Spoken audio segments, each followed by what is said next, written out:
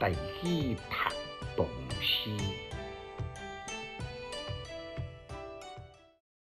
夜归独闻山歌，作者明和前。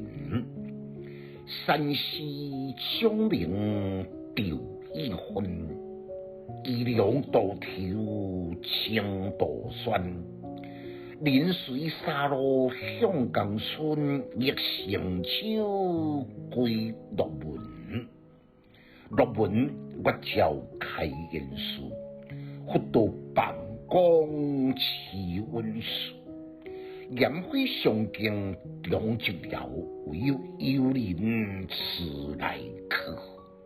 简介：再次温习重新的录制这首，互我来想到蔡君南一句“淡中地真味，常理适应期”的名言。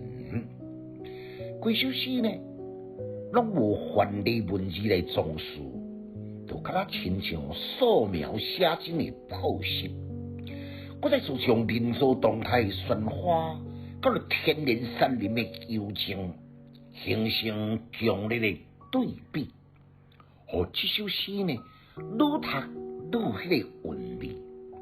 起笔都用山上习武的无情悠扬，亦或是一天黄昏来临咯。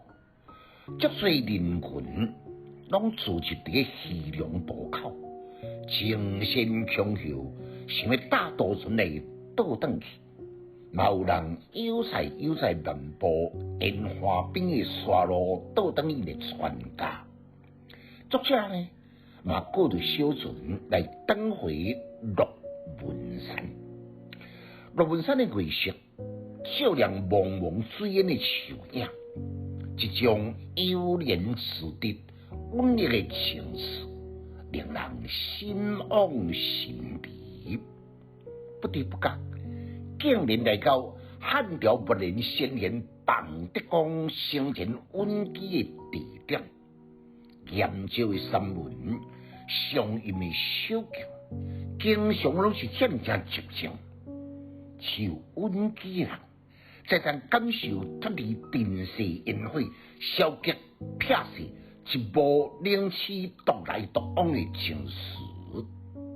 规篇呢，虽然是高音稳居清寒淡爽，也毋过结尾这两句，好像对尘世动态氛围呢，也会传播来忘情。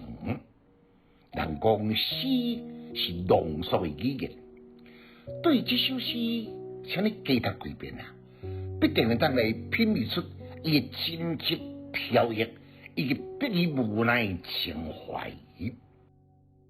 读诗的囡仔白学派，有气质，够有文采，读诗快乐哦。